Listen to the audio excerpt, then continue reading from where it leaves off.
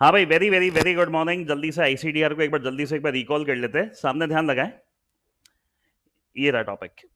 अब 2-5 मिनट के लिए सब कुछ छोड़ छाड़ के सामने ध्यान लगा लो। कुछ टोन्स अगर टर्म्स याद आ रही हो पहले वाली। आईसीडीआर, इसका ईयर कौन सा है?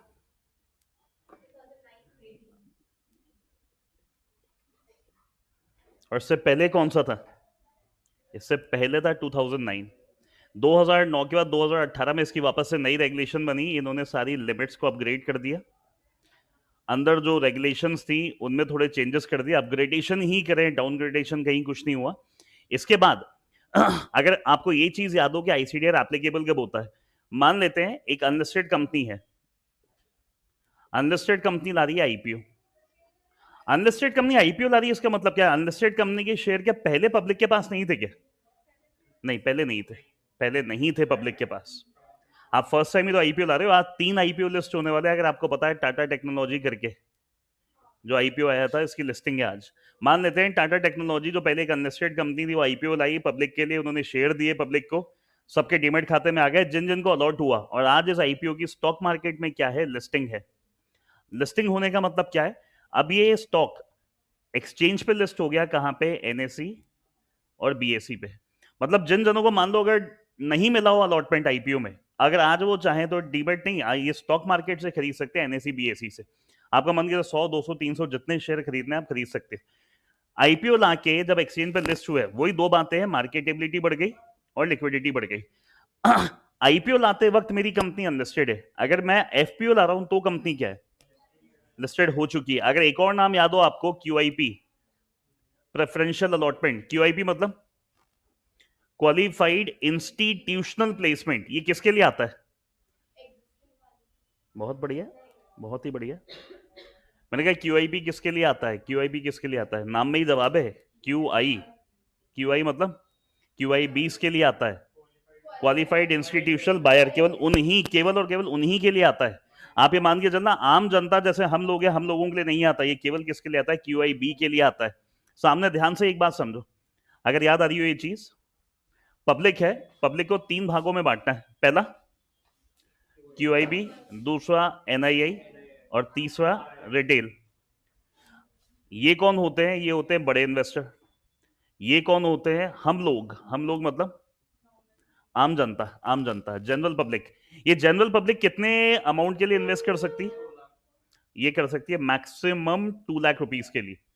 क्यूआईबी ये बड़े होता तो बिग इन्वेस्टर्स होते हैं, इन्हीं का एक पार्ट होता है एंकर इन्वेस्टर। अब आपको याद होनी चाहिए सारी बातें, किस हद तक याद है ये आपको पता है। एंकर इन्वेस्टर क्या होता था? क्यूआईबी में से एक होता था आईपीओ का सबसे सबसे पहला इन्वेस्टर होता है। जो पहला इन्वेस्टर आईपीओ का होता है उसे हमने नाम क्या दे दिया? Anchor investor. न्यू सिलेबस में बेसिक क्वेश्चन बन सकता है, वन लाइनर।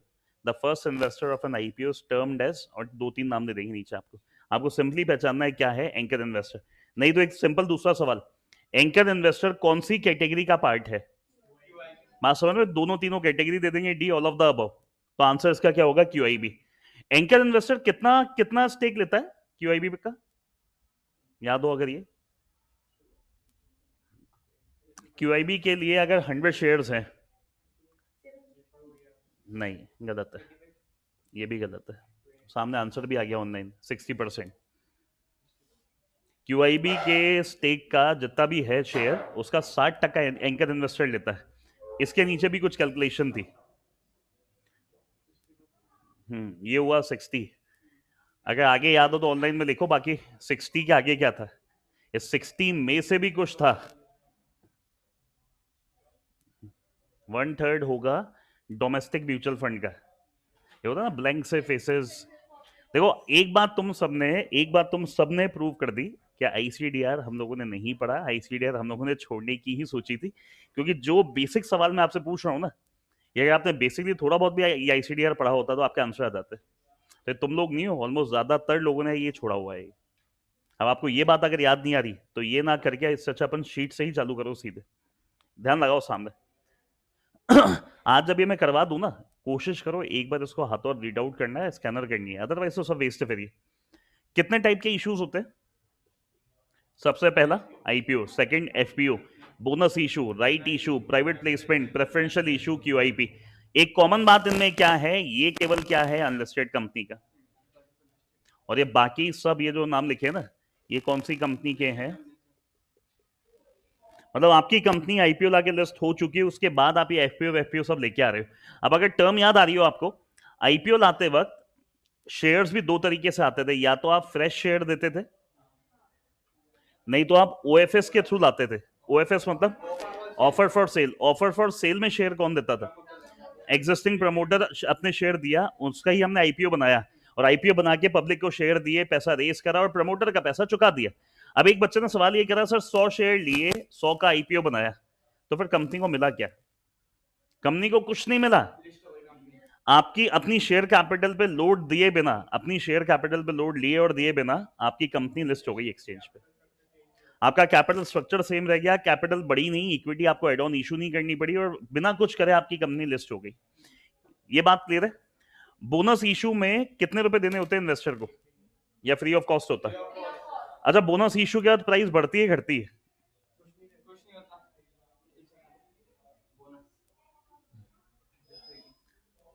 ऑनलाइन आंसर आ गया सर, डिक्रीज होती है, प्रोपोर्शनेटली डिक्रीज होती है। एक ने जवाब दिया था स्टेबल, बाकियों ने कहा डिक्रीज और अकॉर्डिंगली एडजस्ट हो जाती है। तो तुमने तो कहा ना कुछ नहीं होती। बात घुमाओ मत, नहीं याद था, बात खत्म, नहीं याद था। बोनस इशू के बाद मार्केट की रेट हाथों हाथ प्रोपोर्शनेटली रिड्यूस हो जाती है। राइट इशू लाने के बाद स्टॉक की प्राइस पे फर्क क्या पड़ता है? सेम रहती है, ये भी एडजस्ट होती है, सेम रहती है, ये भी एडजस्ट होती है।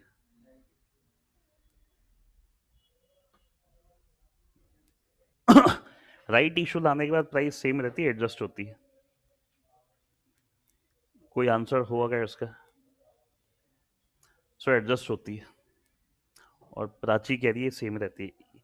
आप हल्का सा फ्लैशबैक पे जाते हैं ना, मैंने आपको राइट इशू में वीआई का एग्जांपल लिया था, 30 रुपए की रेट थी, 12 रुपए पे राइट इशू आया था, और हाथों हाथ मार्केट की प्राइस 12 तक एडजस्ट हो गया था। अगर सेम ही रही तो एक बार थोड़ा सा तो दिमाग लगाओ, राइट इशू आता है मार्केट वेट से कम पे, अगर मार्केट वेट से कम पे राइट इशू ला रहा हूँ और मार्केट की प्राइस सेम वही रहती है जो ज़्यादा वाली थी, तो आप तो आज लोगे और कल शेयर बेच के निकल जाओगे। 30 रुपए वीआई मार्केट की रेट है, और राइट इशू दे रहे 12 रुपए पे, और मान लो मार्केट की प्राइस में कोई चेंज ही नहीं हुआ, तो 12 रुपए में लेके तुम तो कल 30 रुपए में निकाल के होता ना, वापस अपना पैसा निकाल लिया सारा। हाथों हाथ 30 रुपए वाली रेट भी मार्केट में क्या करी जाती है, एडजस्ट करी जाती है। यार ये बेसिक्स है ना, प्लीज इसको क्लियर रखो आप, अदरवाइज ये चैप्टर या तो नाइटमेयर साबित हो जाएगा वहां पे। इतना आसान चैप्टर नहीं है ये। अब नीचे देखो ध्यान से, ये वही बेसिक टर्म्स है। एक मेन चीज ओपन करो, रेड हेरिंग प्रोस्पेक्टस क्या होता था?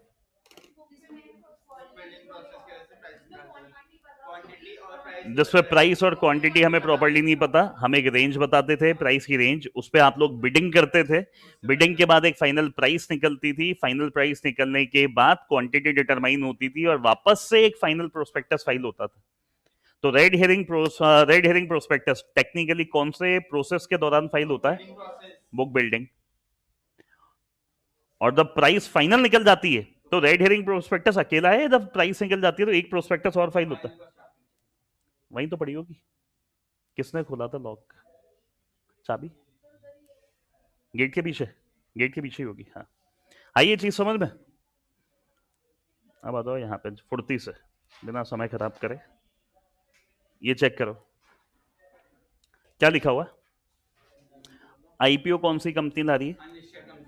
Right issue by listed company where the aggregate value of the issue is more than, कहाँ लिखा है? 1000 भी नहीं लिखा, 50 करोड़ या उससे ज्यादा लिखा हुआ है। पहले ये लिमिट सालों पहले 50 लाख थी, उसके बाद इसको 10 करोड़ करा है, और अब फाइनली ये 50 करोड़ की लिमिट है। मतलब अगर एक लिस्टेड कंपनी अगर 50 करोड़ या उसके ऊपर का राइट इशू ला रही है तो उसके ऊपर से भी आईसीडीआर रेगुलेशन लगेगी। ये सब लिमिट्स थी, आपको याद होनी चाहिए। ये सब वन लाइनर है वहां के न्यू सिलेबस में। जिन जिन जनों ने अमेंडेड कंटेंट नहीं देखा होगा ना, माइट भी उनकी बुक्स में अभी भी 10 CR लिखा होगा, और किसी के बहुत ही पुराना कंटेंट होगा तो वहां आज भी 50 लाख लिखा होगा। तो ऑप्शन में वो कुछ ऐसे ही देंगे कि आईसीडीआर राइट इशू पे कब एप्लीकेबल होगा, जब इशू का साइज कितना होगा। वो 50 लाख भी दे देंगे, 10 करोड़ भी दे देंगे, 50 करोड़ भी दे देंगे, और आंसर अपना ये 50 करोड़ वाला होगा।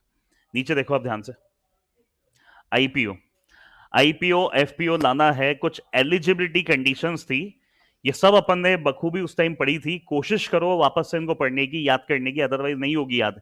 Entities not eligible to make an IPO, आपको याद हो ये पढ़ाते वक्त जब मैंने कहा था एक जगह इसको अच्छे से कर लो। अब आपको ये 3 से 4 जगह सेम सेम सेम पॉइंट्स मिलेंगे, आप यहां कर लो, आपको आगे नहीं करने। पहला क्या लिखा है?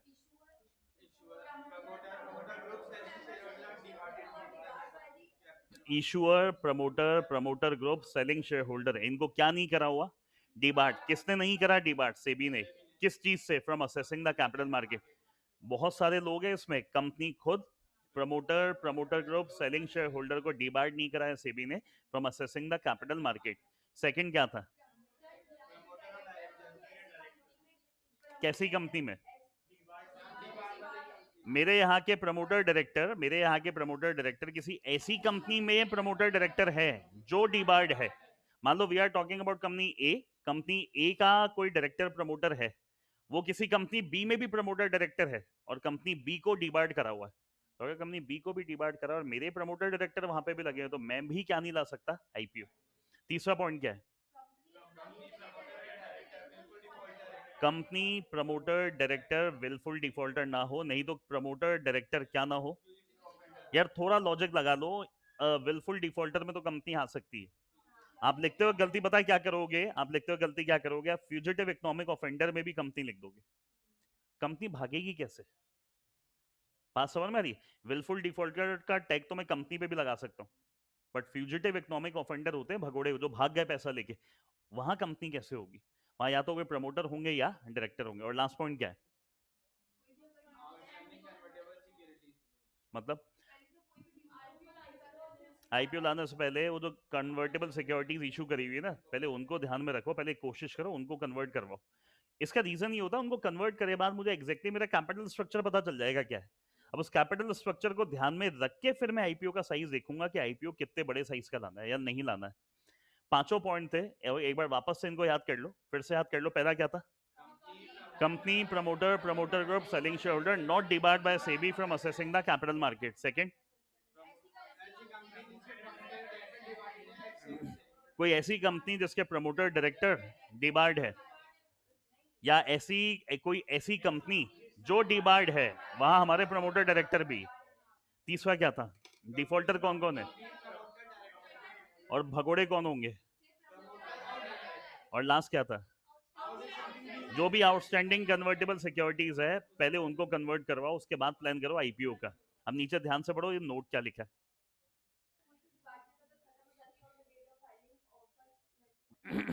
ध्यान से पढ़ लो क्या लिखा है, बहुत छोटी छोटी गलतियां है, ये सिली मिस्टेक से ही नंबर जाएंगे। ऑफर डॉक्यूमेंट नहीं लिखा वहां पे, ड्राफ्ट ऑफर डॉक्यूमेंट लिखा है। कोई भी आईपीओ, कोई भी इशू की शुरुआत सीधे डॉक्यूमेंट फाइल करने से नहीं होती, पहले ड्राफ्ट फाइल होता है।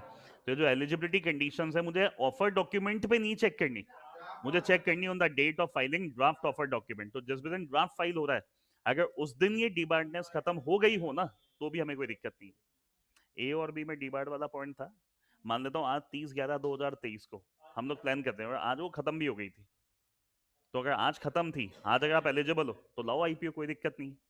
नीचे पढ़ो ध्यान से, नॉन एप्लीकेबिलिटी क्या लिखा है? क्या मतलब हुआ इसका? ये ऊपर वाले पॉइंट्स इन केसेस में एप्लीकेबल नहीं है। क्यों क्यों क्यों? एक तो पहले से प्री डिसाइडेड है, एक एक तो पहले से प्री डिसाइडेड है, और इनकी रेगुलेशंस भी अलग बनी हुई।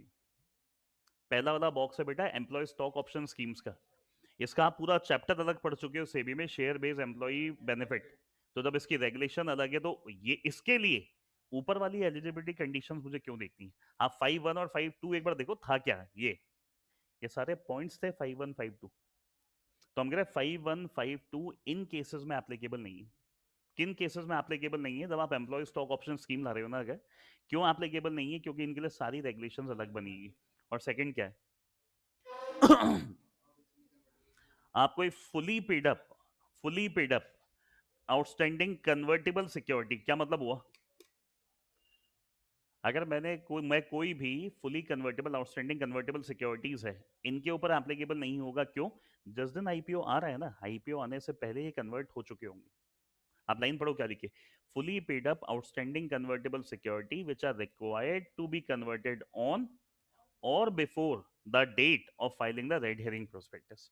तो आरएचपी जब फाइल होगा उससे पहले पहले ये सब कुछ कन्वर्ट हो, और पूरा पैसा आ चुका है, पूरा पैसा आ चुका है।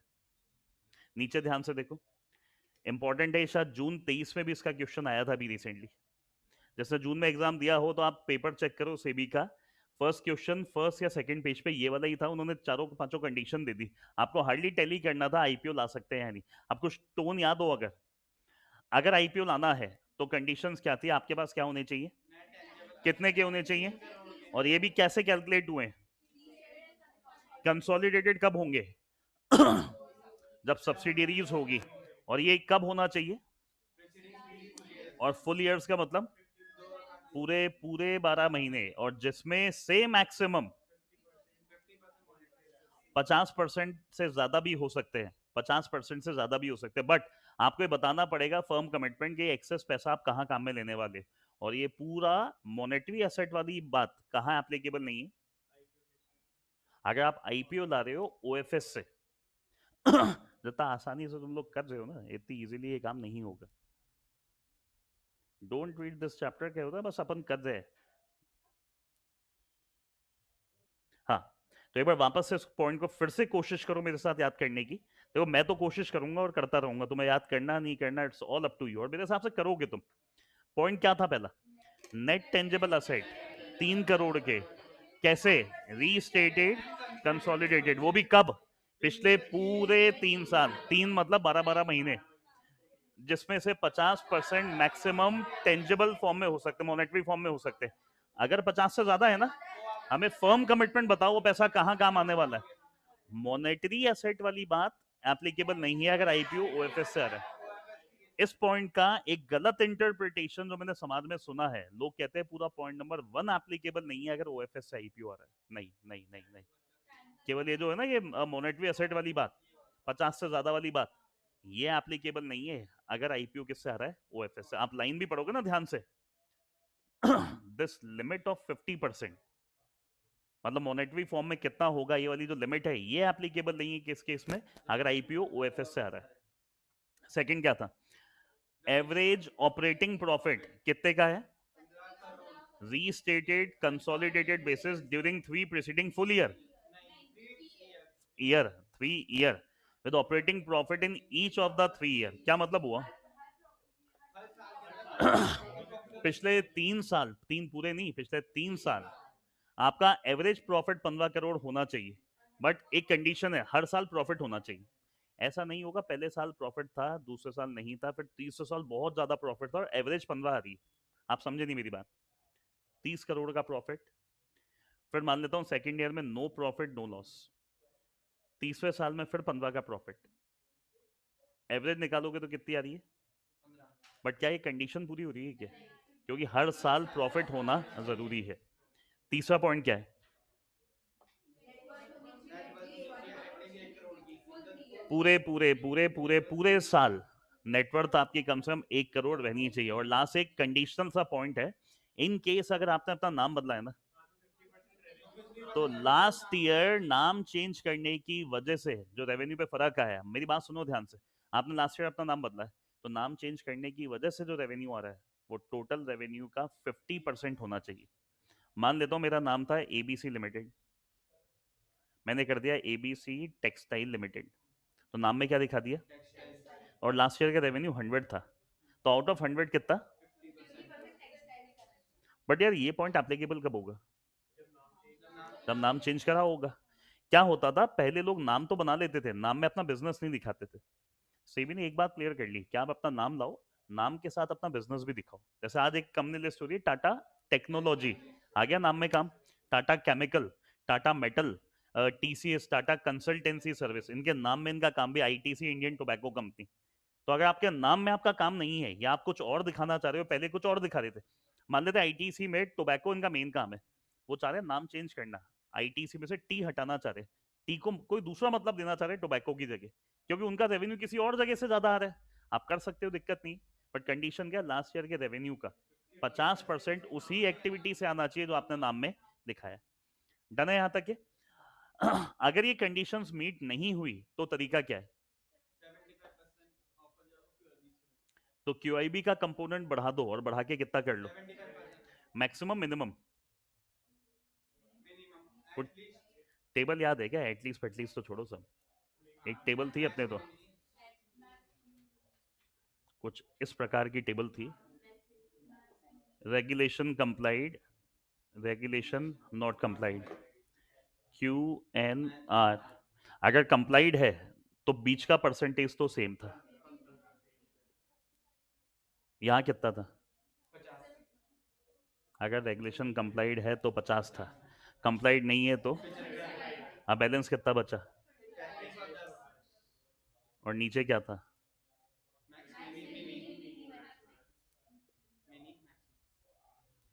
और ये इंपॉर्टेंट टेबल है एग्जाम्स के लिए, 100% एग्जाम ओरिएंटेड है। आप फाइनल में आ जाओ, फाइनल में भी बड़ी काम आती है टेबल। तो यही तो कंपोनेंट हुआ कि मान लो अगर रेगुलेशन कंप्लाई नहीं हो रही है ना, तो आप एक काम करना, आप किसका कंपोनेंट बढ़ा दो और बढ़ा के कितना कर लो। तीन कंडीशन थी, तीनों में से एक आधा कंडीशन सही से पूरी नहीं हो पाई, तो क्या आईपीओ नहीं लाओगे क्या? आप आईपीओ ला सकते हो। आप किसका कंपोनेंट बढ़ा देना? क्यूआईबी का। इसका मतलब क्या हुआ कि अगर एनआईआई नहीं लेना चाहे, रिटेल कम लेना चाहे, तो सारा हम किसको दे देंगे? क्योंकि वहां पे मिनिमम लिखा है, आप ज्यादा कर सकते हो, कम नहीं कर सकते। डन है ये चीज? ध्यान से देखो आगे। वैसे तुम सब पढ़ने वाले ही हो, जो भी जने देख रहे हैं सब पढ़ने वाले हैं, कि जो पढ़ने वाले वही कनेक्टेड है अभी। इसको करे बाद अगर स्कैनर एक बार कर लोगे ना, तो जहां लोग छोड़ के जीरो ला रहे हैं 15-20 में से, आप 50-60% मार्क्स तो ले ही आओगे। और फर्मली कर लिया और क्वेश्चन आ गए तो बड़ी बात नहीं, पूरे भी आ जाए तो। देखो अब ध्यान से, ये तो इनका एग्जाम्पल दे रखे हैं सारे।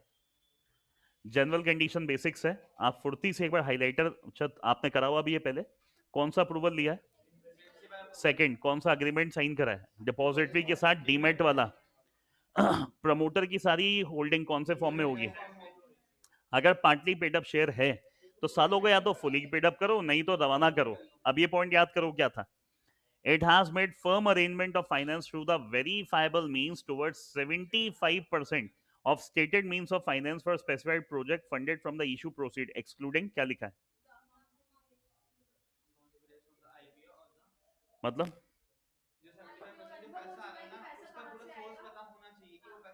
टोटल प्रोजेक्ट पे 100 रुपए काम आएंगे। 100 में से आईपीओ के नाम से तो मैंने कितना उठा लिया? 10। अपने इंटरनल अक्रूवल मतलब बैलेंस शीट में से, रिजर्व में से मैंने ले लिया 10। बचा कितना? इस 80 का 75 मुझे बता दो कि कहां से आ रहा है। केवल बता मत दो, वेरीफाइबल मीन्स मतलब हम जाके चेक भी कर सके। मान लो अगर बैंक से आ रहा है तो एक लोन अग्रीमेंट होना चाहिए। उम्मीद है याद आया होगा ही, मैं ये नहीं कह रहा याद है, याद आया होगा, कुछ ऐसे ही अपन ने रेगुलर क्लास में किया था। जनरल कॉर्पोरेट पर्पस कितना? आईपीओ से पैसा उठाओ, जनरल कॉर्पोरेट पर्पस में आप काम में ले लो, हमें कोई दिक्कत नहीं है, हमें कोई दिक्कत नहीं है, बट कितना? मैक्सिमम 25, लेकिन 25 को बढ़ा के कितना कर सकते थे? कब? कब? कुछ याद हो अगर ये बात? सिंपल लाइन लिखवाई थी, आपके पास कोई आइडेंटिफाइड एक्विजिशन या इन्वेस्टमेंट टारगेट नहीं है तो जीसीपी और ये सब कुछ मिला के 35% हो सकता है। आप बात समझो मेरी, आईपीओ से पैसा उठाया, सामने देखना, अगर सब कुछ सही है, आइडेंटिफाइबल प्रोजेक्ट है, इन्वेस्टमेंट टारगेट सब कुछ क्लियर है, तो जनरल कॉर्पोरेट पर्पस के लिए कितना होगा?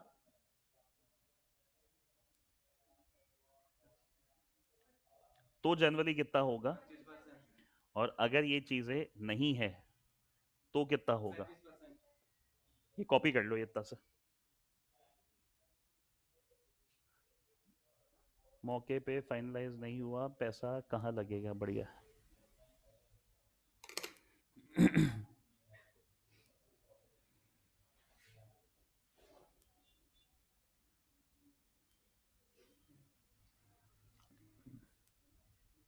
चले आगे। अब ये था, इसमें ये सब बेसिक्स थे, ये पढ़ो। स्पिनिंग ऑफ डिवीजन क्या था ये, कुछ याद आ रहा?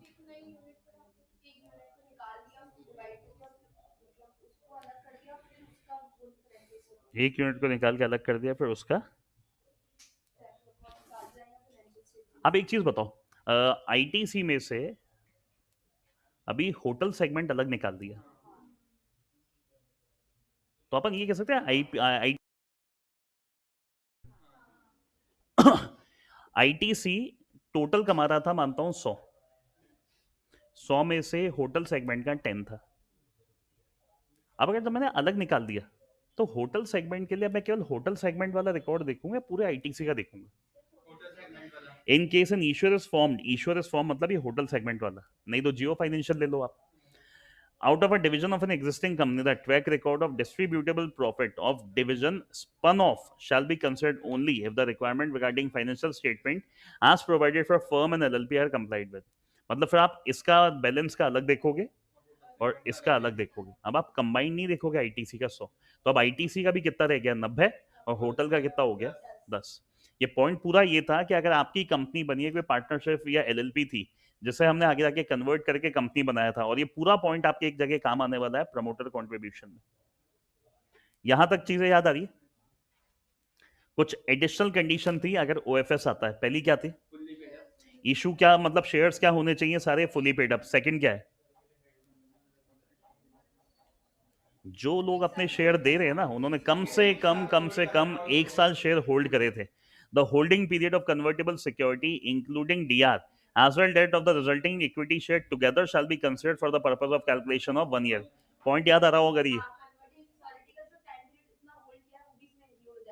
मान लो कन्वर्टेबल सिक्योरिटी थी, 6 महीने तो हमने कन्वर्टेबल के रूप में होल्ड कर लिया और 6 महीने फिर इक्विटी के रूप में कर लिए। 6 + 6 कितना हो गया? 1। फिर सुन लो मेरी बात वापस से, अगर सिक्योरिटी मान लो कन्वर्टेबल है, कन्वर्टेबल में डेट के रूप में तो रही 6 महीना, और इक्विटी के रूप में आपने होल्ड कर लिया 6 महीना, तो 6 + 6 कितना हो गया? 12 मंथ्स, यानी 1 ईयर आप अपने शेयर दे सकते हो, अगर बात याद आ रही है। यही डीआर के केस में था कि मान लो डीआर डीआर के रूप में रहे 6 महीने, फिर आपने डीआर देके इक्विटी ले ली, ये रहा 6 महीने, तो 6 + 6 यहाँ पे भी कितना हो गया? 1 साल। ये बहुत छोटी छोटी बातें, इन्हीं के ऊपर क्वेश्चन बनेंगे। वहां पे कोई क्वेश्चन नहीं आए हुए रिसेंट एग्जाम में ऐसी चीजों पे, 100% काम की बातें हैं। Further the holding period of 1 year shall be required to be complied कब? वापस से आप बात चेक करो, ऑफर डॉक्यूमेंट नहीं लिखा। पहला डॉक्यूमेंट कौन सा फाइल होगा? ड्राफ्ट। तो ड्राफ्ट ऑफर डॉक्यूमेंट वाले दिन आपने कंडीशंस पूरी करी हुई। नीचे पढ़ो क्या है।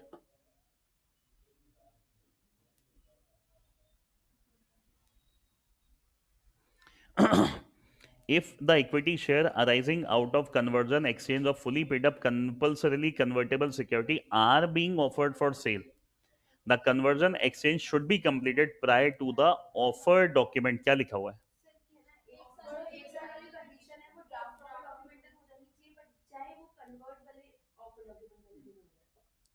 साल भर वाली कंडीशन तो देखिए ड्राफ्ट ऑफर डॉक्यूमेंट वाले दिन। चलो ड्राफ्ट ऑफर डॉक्यूमेंट वाले दिन वो कन्वर्ट नहीं हुए, बट इतना सा ध्यान रखना कि जब ऑफर डॉक्यूमेंट फाइल होगा उस दिन तक कन्वर्ट हो जाने चाहिए, और इस चीज का प्रॉपर डिस्क्लोजर आपने दिया है। देखो कहानी क्या है, मैं कह रहा हूँ शेयर कहाँ है, मैंने कहा आने वाले हैं।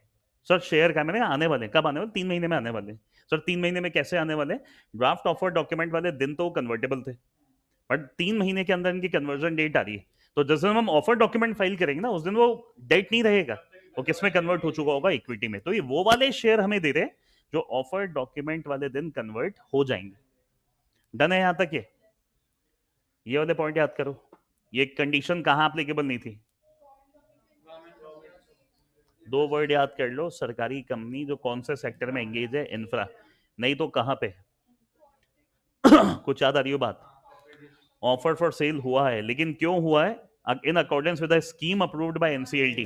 कौन सी स्कीम? और आप कैसे? मर्जर अमलगमेशन, कॉर्पोरेट रीस्ट्रक्चरिंग वाली। और लास्ट क्या है?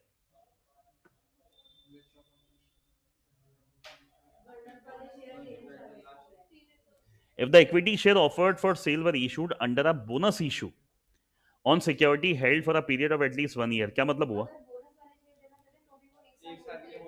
तो ड्राफ्ट ऑफर डॉक्यूमेंट वाले दिन तक कम से कम 1 साल तो आपने होल्ड करे हैं। और एक कॉमन सेंस की नीचे बात लिखिए, ये कहां से इशू हुए होंगे और कहां से नहीं होने चाहिए। यार बोनस इशू वैसे भी फ्री रिजर्व सिक्योरिटी प्रीमियम से ही आते हैं। बढ़िया,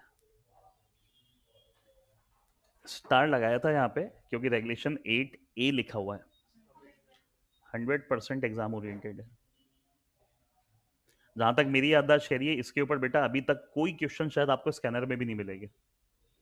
ये पढ़ाते वक्त भी मैंने आपको बोला था नई रेगुलेशन ऐड हुई है, ये पहले नहीं थी। 100% एग्जाम ओरिएंटेड। उम्मीद है अगर शायद पेपर ओपन करोगे और अमेंडमेंट्स को ध्यान में रख के कोई पेपर बनाए, ये क्वेश्चन बनना चाहिए। क्या लिखा हुआ है यहाँ पे?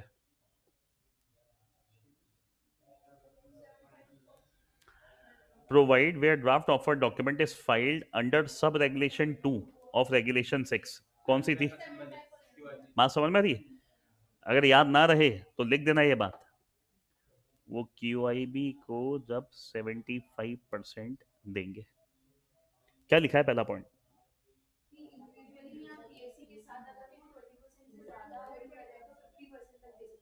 Share offered for sale to the public, किसने? By the shareholder holding individually or with PAC more than 20% of the pre-issue shareholding of the issuer on a fully diluted basis shall not exceed more than 50% of the pre-shareholding on fully diluted। बताओ क्या चीज थी ये?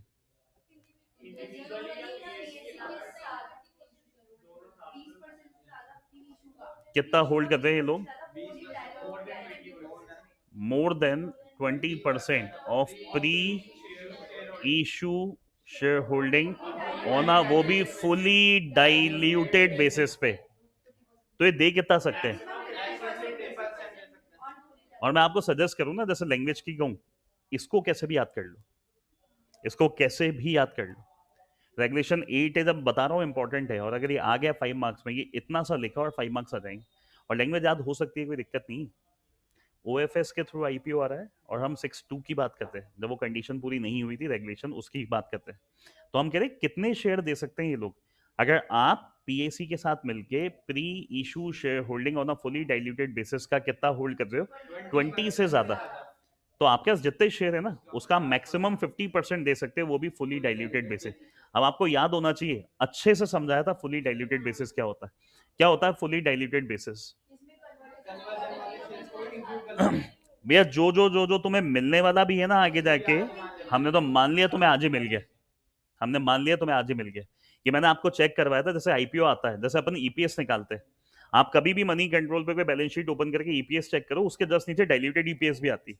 EPS तो आज को देख के बताते हैं और डाइल्यूटेड कल को ध्यान में रख के बताते हैं। आप समझे मेरी बात?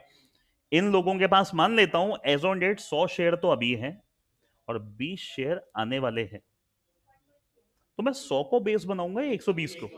फुली डाइल्यूटेड का मतलब ये हुआ कि आपको बेस किसको लेना पड़ेगा? 120 को।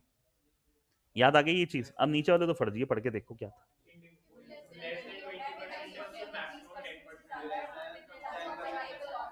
और लास्ट क्या है? For shareholder holding individually with PAC more than 20% of the pre-issue shareholding, provided lock-in period shall be applicable। अगर कोई लॉक-इन पीरियड है तो लॉक-इन पीरियड एप्लीकेबल रहेगा। याद आई ये चीज? एक बार वापस से याद कर लो। ड्राफ्ट ऑफर डॉक्यूमेंट वाले दिन अगर आप अपने शेयर देना चाह रहे हो और 6(2) वाला केस है, IPO आ रहा है, सारी रेगुलेशन कंप्लाई नहीं हुई, फिर भी IPO लाना है, यानी QIB रूट से 75%, तो कंडीशन क्या थी? इंडिविजुअली अलोंग विद PAC, अगर आप प्री इशू शेयर होल्डिंग का 20 से ज्यादा होल्ड करते हो on a fully diluted basis, तो आप दे कितना सकते हो? मैक्सिमम 50। और नीचे कर लो, नीचे कर लो, अगर लेस देन 20 तो मैक्सिमम 10। और पहले वाले केस में हम क्या करें भाई, लॉक इन पीरियड अकॉर्डिंगली आपके लगेगा। डन है ये चीज? फिर बोल रहा हूँ 100% एग्जाम ओरिएंटेड, पूरी पूरी उम्मीद है एग्जाम में क्वेश्चन बनेगा ये। इसके बाद पढ़ो इशू ऑफ वारंट, कुछ याद हो ये बात? ये मैंने आपको पूरा एग्जांपल बताया था VI का। अमेरिकन टावर कंपनी ATC, कोई लिखता भी हो तो मुझे याद नहीं उस टाइम। अमेरिकन टावर कंपनी यानी वोडाफोन आइडिया ने अमेरिकन टावर कंपनी को 18 मंथ्स के हिसाब से ऐसे वारंट्स इशू करे जो इक्विटी में कन्वर्ट होंगे। मैंने ये तक बताया था उस रिकॉर्डिंग में कि अमेरिकन टावर कंपनी तो ये मान चुकी है कि हमारे वारंट इक्विटी में ही कन्वर्ट होंगे, पैसा तो नहीं देंगे। वारंट्स क्या होते हैं, आज आपको दिया, आपसे पैसा उठा लिया और एक सर्टेन समय के बाद आपको पैसा दे दो, नहीं तो आप उसे कन्वर्ट कर लो। अब ये मैक्सिमम कितने समय के लिए होते हैं? अपफ्रंट पैसा कितना आना चाहिए? कुछ याद आ रही हो ये बात? अगर इन केस वारंट होल्डर ने एक्सरसाइज ही नहीं करा within 3 months from the date of the payment of such consideration made in respect of such warrant shall be, आप एक्सरसाइज ही नहीं करना चाह रहे तो आपका दिया हुआ पैसा हम क्या कर लेंगे? फोरफीट। आप चाहो तो एक या एक से ज्यादा वारंट लगा सकते हो, बट प्रैक्टिकली हमने तो ये देखा है कि एक ही लगता है, एक ही लगता है। दो बातें याद करनी है, एक तो 18 मंथ्स याद करना है, 25% याद करना है, और अगर आप नहीं एक्सरसाइज करते हो तो आपका दिया हुआ पैसा वो हाथों हाथ वहां पे क्या कर लेंगे? फोरफीट। चेक कर लो आराम से। एक मिनट बस। In case warrant holder does not exercise the option to take equity share against any of the warrant held by the warrant holder within 3 months from the date of payment of consideration. Payment of consideration मतलब convert वाली date थी, आपने कुछ amount भी दिया लेकिन उसके बाद भी आपने नहीं करा कन्वर्ट, तो आपका दिया हुआ पैसा हम हाथों हाथ क्या कर लेंगे? वहां पे जब्त कर लेंगे। चेक कर लो आराम से। डन है यहां तक? ये कुछ भी नहीं है, ऊपर वाले ही पॉइंट्स रिपीट हो रहे हैं। आईपीओ में थे, एफपीओ में ऊपर वहां 5 थे, यहाँ पे 4 पॉइंट है। मेन टॉपिक पे आओ एक जल्दी से। ये हो जाएगा, ये सिंपल है। जनरल कंडीशंस वही है, ये सेम है, वारंट में भी सबसे इंपॉर्टेंट टॉपिक। अभी तक मैंने एक आपको कहा है रेगुलेशन 8A जो सबसे ज्यादा काम का है, सेकंड टॉपिक ये है सबसे ज्यादा काम का। 100% एग्जाम ओरिएंटेड।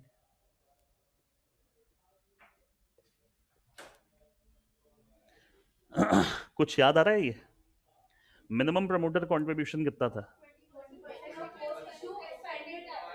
बहुत बढ़िया। Post issue expanded capital. Expanded capital मतलब जो आप डाइल्यूटेड बेसिस पे लेते हो पूरी। कुछ याद है कि 20% नहीं हो पा रहा और मदद के लिए कोई सामने आ सकते हैं? कौन सामने आ सकते हैं? नाम थे वहां तो, मैंने तो बोला क्यूआईबी लिख दो आप तो, क्यूआईबी। और वो मदद भी कितनी कर सकते हैं? मैक्सिमम 10%। कुछ सिक्योरिटीज थी जो इनएलिजिबल थी आईपीओ से। जस्ट पिछले साल अगर आपने कोई शेयर कम रेट पे लिए हैं तो वो एलिजिबल नहीं है, और वो एलिजिबल जब हो सकते थे अगर आप डिफरेंस अमाउंट पे कर देते। इसका मैंने प्रैक्टिकल की स्टडी भी करवाई थी क्लास में, मुझे अभी भी आंसर याद है। 30 लाख शेयर थे, 30 लाख शेयर थे, 11 लाख आपने 2000 समथिंग में बाय करे थे, 11 lakh share just recently buy करे थे, तो ये 22 लाख शेयर शामिल हो सकते हैं। हाँ हो सकते थे, अगर वो रिसेंट 11 लाख जो कम पे लिए थे उसका वो डिफरेंस अमाउंट हमें पे कर देता। अब एक बार ध्यान से इस टॉपिक को करो, काम का टॉपिक है। क्या लिखा है? प्रमोटर कंट्रीब्यूशन कब देख रहे हो? आईपीओ में कितना होना चाहिए? अब आप स्मार्ट हो, आप आगे लिख सकते हो expanded capital. However, in case the post-issue shareholding of promoter is less than 20%, तो मदद के लिए कौन सामने आ सकते हैं? क्यूआईबी सामने आ सकते हैं, लेकिन मैक्सिमम मदद कितनी करेंगे? मैक्सिमम मदद होगी 10%। और सबसे मजे की बात यह है, इवन इनको प्रमोटर की कैटेगरी में डाला भी नहीं जाएगा। याद आ रही है ये चीज? Non applicability, non applicability, the requirement of minimum PC shall not apply in case issuer does not have any identifiable promoter, and for FPO the minimum promoter contribution shall not apply in case. मतलब IPO के case में कब applicable नहीं है? जब identifiable promoter ही नहीं है। FPO के केस में कब नहीं है? ये वाला पॉइंट तो यहाँ पे भी है। सेकंड क्या लिखा है?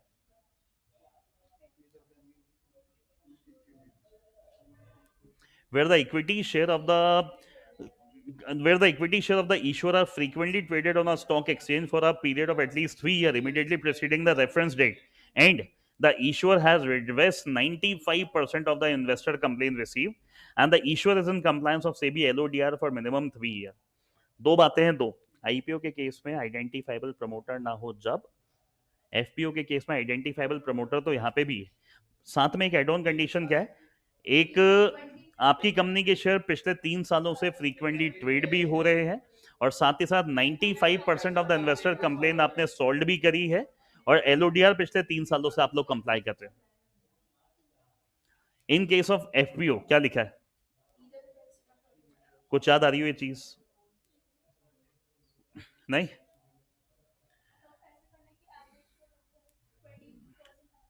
either to the extent of the proposed issue or to the extent 20% of the post issue capital। या तो सामने देखो, जो इशू आप लोग ला रहे हो उसका 20%, सुनो सुनो सुनो सुनो सुनो सुनो सुनो, भागो मत, या तो उसका 20%। लेकिन ये वाला पॉइंट एप्लीकेबल जब होगा जब ये करने से एवरेज 20 ही आ रहा होगा। लाइन नहीं समझे आप? Either to the extent of 20% of the propose issue, ये वाला पार्ट, ये पहला पार्ट है, ये जब होगा जब प्रपोज इशू का 20% देने से भी एवरेज 20% आ रहा है पोस्ट इशू का। लेकिन मान लेते हैं 100 रुपए की कैपिटल थी प्री इशू, इसमें से 30% प्रमोटर के पास था, कितना? 30। आज कंपनी आईपीओ ला रही है, और आईपीओ ला रही है मान लेता हूं कितने का, 50 का, तो पोस्ट इशू कैपिटल कितनी हो गई? तो 150 का 20% निकाल दूं तो कितना आएगा? हम मेरे को ये बताओ, आईपीओ में और कोई शेयर लेने की रिक्वायरमेंट है या नहीं है? और such percentage to the extent of, मैं पहले से ज्यादा लेके बैठा हूं। आईपीओ के बाद पोस्ट इशू कैपिटल कितनी हो गई? 150, और 150 का बेटा 20% निकाला तो भी 30 आ रहा है, और 30 तो पहले से ही मेरे पास है, तो क्या और शेयर लेने की रिक्वायरमेंट है? नहीं। और यही केस अगर कंपोजिट इशू की बात करूं तो कंपोजिट इशू में लिखा है सेम बात, बट एक चीज इसमें नहीं है।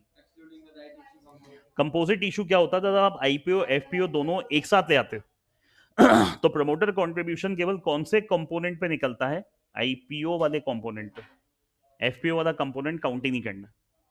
डन है यहां तक? ये लॉक इन रिक्वायरमेंट याद करो क्या थी, प्रमोटर कंट्रीब्यूशन पे कितनी थी? However, lock-in requirement shall be 3 year in case majority of the issue proceed excluding the portion of OFS is proposed utilized for capital expenditure। मतलब 18 मंथ से वो 3 ईयर हो सकता है, अगर मतलब उसमें जो मेजॉरिटी प्रोसीड है वो कैपिटल एक्सपेंडिचर जनरली 18 मंथ्स है, ये 3 साल भी हो सकता है, लेकिन 3 साल कब हो सकता है? अगर majority of the issue proceed कहाँ काम में आ रहे हैं, बट मेजॉरिटी निकालते वक्त ओएफएस वाला पार्ट शामिल नहीं होगा। ओएफएस वाला पार्ट क्यों नहीं शामिल होगा? क्योंकि वो तो आया और वापस जाएगा। आप लोगों ने अपने शेयर दिए, मैंने आईपीओ में इनको दिए, इनसे पैसे लिए और इनको पैसे दिए। मानता हूं 100 रुपए हमने रेस करे, 100 में से 20 मैंने किस नाम से रेस करे थे? तो मेजोरिटी मुझे 100 का निकालना है, 80 का निकालना है, तो 80 का मेजोरिटी कितना हुआ? 40 से ज्यादा। तो अगर 40 रुपए से ज्यादा मैं कहां लगा रहा हूं, तो लॉक इन पीरियड कितना है वहां पे? 3 साल। चेक करो यहां तक। और नीचे क्या लिखा है? अगर एक्सेस में है, 20 से ज्यादा होल्ड करा हुआ है, तो क्या है? कहानी सेम है, कहानी सेम है, समय ऊपर नीचे कर लो। वहां पे 18 मंथ्स था, वहां पे 6 हो गया, वहां पे 3 साल था, वहां 1 हो गया। मैंने उस टाइम कहा था डिवाइड बाय 3 कर लो। 18 का हो गया 6 और 3 का हो गया 1 साल। और एसआर इक्विटी के एसआर इक्विटी शेयर के केस में लिखा हुआ क्या है यहाँ पे? ये कितने साल में कन्वर्ट होता है ऑर्डिनरी में? तो जनरल मान लो जब तक लॉक इन पीरियड ही है। अच्छा, अगर जब आपने बेच भी दिए तो होगा क्या? अगर मैंने एसआर इक्विटी के रूप में किसी को ट्रांसफर कर दिया ना, उसको एसआर नहीं मिलेगा, उसको ऑर्डिनरी मिलता था। ये सिंपल है, ये आओ यहाँ पे आओ अब। इसमें वो वाला टॉपिक नहीं है क्या अभी, सिक्योरिटीज इन एलिजिबल, वो अलग से करवाया था क्या वो? ठीक है, ये बेसिक डिस्क्लोजर्स है। अब मेरे को जल्दी जल्दी एक बार बताते चलो, ये बेसिक बेसिक बातें। इनमें से छोटे छोटे 2-2 3-3 नंबर के क्वेश्चन बनते हैं एग्जाम में। अजबा क्या होता है? हाँ, अजबा क्या होता है? Application supported by blocked amount. आपके खाते में आपका पैसा क्या कर देंगे? जैसे मान लो अभी टाटा टेक्नोलॉजी के आईपीओ में आपने अप्लाई करा 15,000 रुपए का आईपीओ था, मान लेते हैं एक बार फिगर। 15,000 रुपए आपके खाते से गए या नहीं गए? नहीं गए, वो आप ही के खाते में क्या थे? अब ये पैसा अनब्लॉक कब होगा? या तो आपको अलॉटमेंट हो गया तो पैसा कंपनी को मिल जाएगा, अलॉटमेंट नहीं हुआ तो आप ही के खाते में अनब्लॉक हो जाएगा। याद आ रही है ये चीज? अब एक सिंपल सी बात और बता दो, असबा में जो पैसा अपन ब्लॉक कर रहे हैं इस पे इंटरेस्ट मिलता है क्या? हाँ, इस पे इंटरेस्ट मिलता है। यही तो इस चीज की एडवांटेज है कि असबा में पैसा ब्लॉक भी हो गया, इवन आपको ब्याज भी मिलेगा। नॉन असबा आईपीओ तो पहले आते थे ना, कंपनी पैसा ले भी लेती थी, पैसा देती भी बहुत टाइम के बाद थी, और इवन उसके ऊपर इंटरेस्ट भी नहीं आता था। तो असबा लाने का सबसे बड़ा फायदा ही क्या हुआ कि पैसा ब्लॉक होने के बाद भी आपको क्या मिलेगा? इंटरेस्ट मिलेगा, क्योंकि पैसा है तो टेक्निकली बैंक में ही है अभी। नीचे देखो ध्यान से, ये क्या होती है? मैंडेटरी होती है लेनी, में ही लिखा है। आप ले हो, अगर लेते हो तो फिर आपको बतानी पड़ेगी। आप मतलब हम कंपल्शन नहीं कह रहे, हमने इसे ऑप्शनल कर लिया कि अगर कंपनी चाहे तो आईपीओ ट्रेडिंग करवा सकती है। Under writing symbol, monitoring agency, monitoring agency मतलब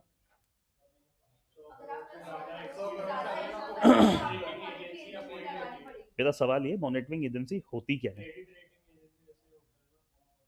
कंपनी में कंप्लायंस ऑफिसर भी है, सब लोग हैं, तो ऊपर से अलग से फिर इसको लगाने की रिक्वायरमेंट क्या है? यार कंप्लायंस ऑफिसर अपने काम करेगा, इसका स्पेसिफिक काम क्या है? इसका स्पेसिफिक काम क्या है? जो कह के पैसा रेस किया है ना, इसको तो केवल वो चेक करना है कि वो पैसा वहीं काम आ रहा है जो कह के रेस किया है, कहीं किसी दूसरी जगह तो पैसा काम में नहीं आ रहा, केवल ये चेक करना है। लेकिन ये करना कब है? अच्छा, अभी रिसेंट जितने भी आईपीओ आपने सुने, क्या वो 100 करोड़ से कम के थे क्या? टाटा टेक्नोलॉजी 100 करोड़ से कम का था क्या? तो वहां मॉनिटरिंग एजेंसी होगी? हाँ होगी। 3 आईपीओ लिस्ट हुए हैं आज, कोई गांधारी केमिकल या पता नहीं क्या, और एक कोई फेडरल कुछ बैंक वाला है, फिनकॉप जो भी है। 3 है और तीनों 100 करोड़ से ऊपर वाले हैं। तो 100 करोड़ से ऊपर है तो उन्होंने किसको लगाया होगा? मॉनिटरिंग एजेंसी को। इशू ओपन कब होगा? आपने ड्राफ्ट ऑफर डॉक्यूमेंट फाइल करा, सेबी ने उसके उसके ऊपर ऑब्जर्वेशन दिए। ऑब्जर्वेशन मतलब अपने कमेंट्स। उन कमेंट्स के कितने महीने में? 12 मंथ्स के अंदर आपका आईपीओ ओपन हो जाना चाहिए। ये वो छोटी छोटी बातें हैं जो या तो 1 मार्क्स में, नहीं तो मैंने पढ़ाते वक्त भी आपको कहा था वो बेसिक पूछ लेंगे आईपीओ क्या होता है, और नीचे 5-7 छोटे छोटे पॉइंट दे देंगे कि मॉनिटरिंग एजेंसी कब लगानी, इशू कब ओपन हो जाना चाहिए था। ये छोटी छोटी बातें वहां आ जाएगी। मिनिमम सब्सक्रिप्शन कितना होगा? और अगर 90% नहीं रिसीव हुआ तो क्या होगा? तो जितना पैसा आया है वो सारा रिफंड। बट अभी रिफंड की झंझट है क्या? क्यों? अजवा भी तो है, अजवा भी तो है। आप बात नहीं, आप बात नहीं समझे मेरी। 85% आ भी गया बट कंपनी तक तो कोई पैसा आया ही नहीं है ना। पैसा तो तुम्हारे ही खाते में है। अगर मैं कह रहा हूँ वहां से इशू कैंसिल हो गया तो वहां उनको तो एक मेल खटकानी है केवल, और बैंक ऑटोमेटिकली आपका पैसा अनब्लॉक कर लेगा। तो रिफंड विफंड का सिस्टम नहीं है। मेन बात यह है आईपीओ सक्सेसफुल कब होगा? जब कम से कम 90% सब्सक्राइब होगा। पीरियड ऑफ सब्सक्रिप्शन कितना है? Minimum 3 working day.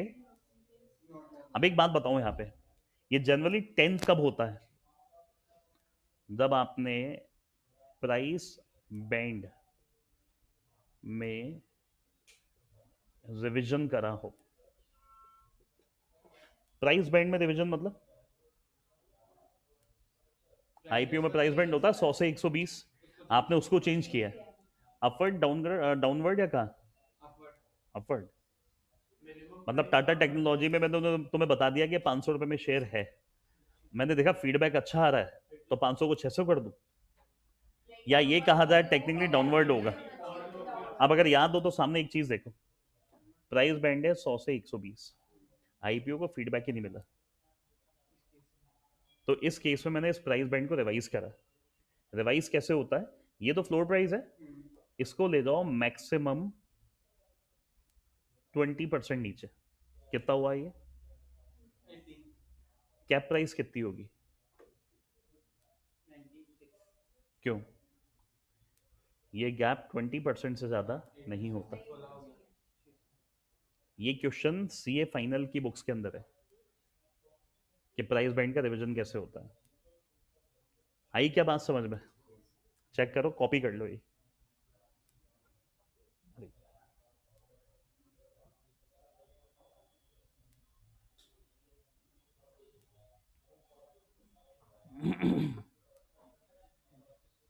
और ये रिवाइज केवल इसी केस में होता है, ये टाइम जनरली मैंने देखा है बढ़ाया है इसी केस में जाता है।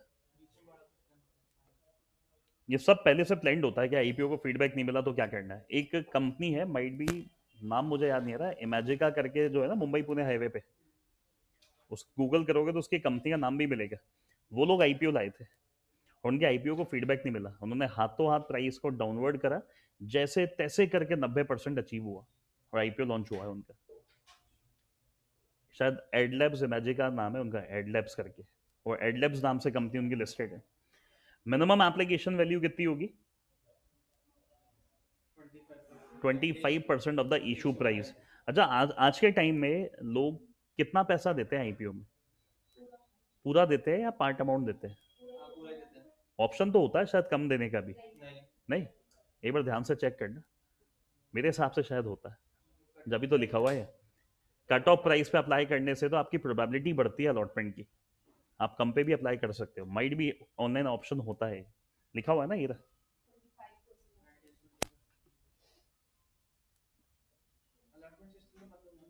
क्या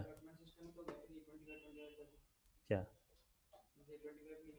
हाँ, 100 में से 100 लोग पूरा ही पैसा देते हैं। टाटा टेक्नोलॉजी वाले आईपीओ में पूरी दुनिया को उम्मीद थी सुपर डुपर हिट आईपीओ जाएगा, जो सामने है सुपर हिट आईपीओ है। 1340 का हाई लग गया ना, 900 रुपये एक शेयर पे, मतलब 14,000 रुपये जिसने लगाए उसके ऑलमोस्ट 40,000 रुपये हो गए।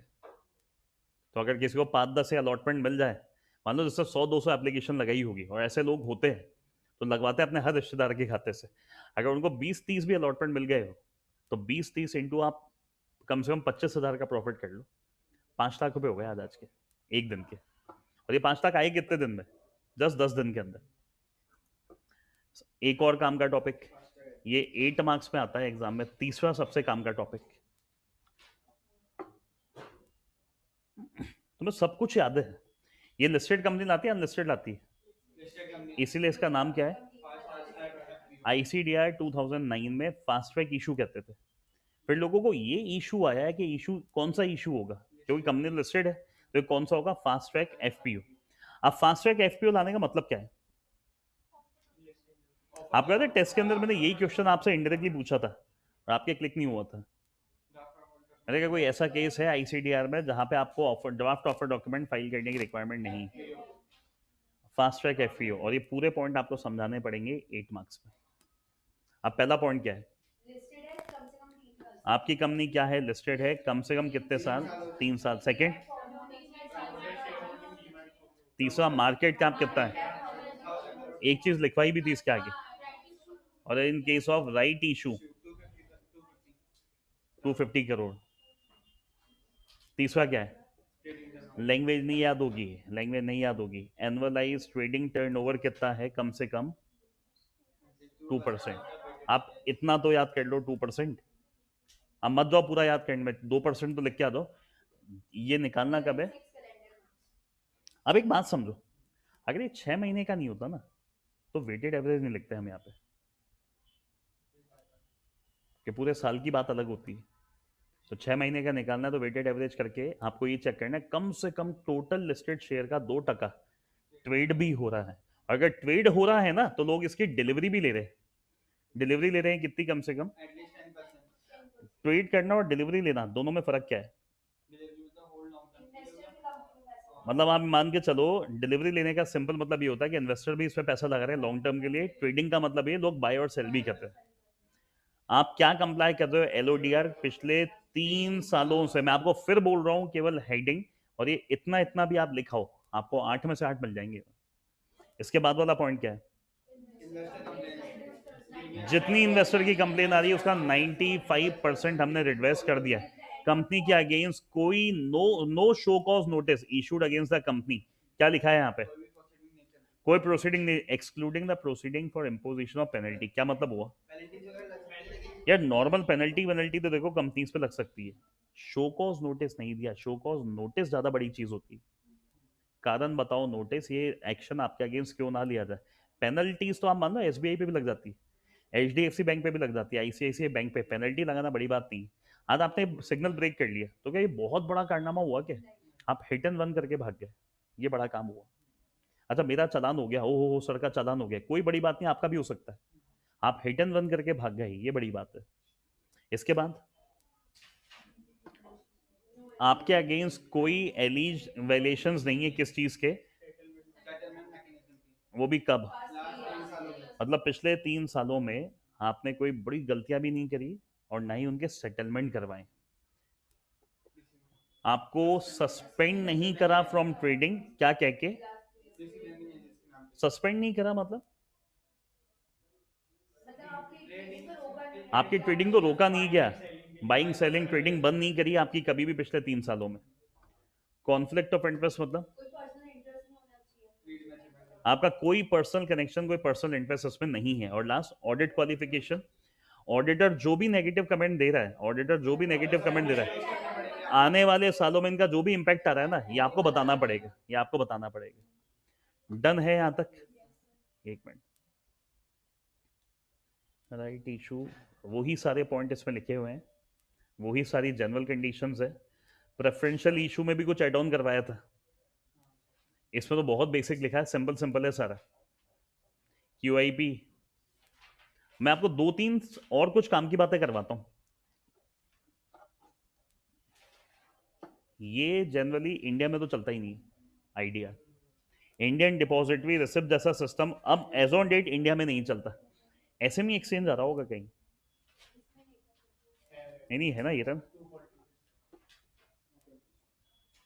ये मेरे हिसाब से इस चैप्टर का चौथा सबसे इंपॉर्टेंट टॉपिक है, फोर्थ सबसे इंपॉर्टेंट टॉपिक। एसएमई क्या होता है? आपकी छोटी सी कंपनी है, छोटी सी कंपनी, आप उस छोटी कंपनी को क्यों मेन एक्सचेंज पे लेके जा रहे हो? मेन एक्सचेंज पे ना लेके जाके इससे अच्छा तो क्या करना चाहिए, आप एसएमई पे लिस्ट कर लो। एसएमई पे लिस्ट करने के लिए देखो ये वाली कंडीशंस तो सेम आ रही, आप चेक कर लो, ये ऑलमोस्ट सारे वही पॉइंट आ रहे हैं। ये है मेन बात, post issue paid up capital कितनी है? Less than equal to 10 CR।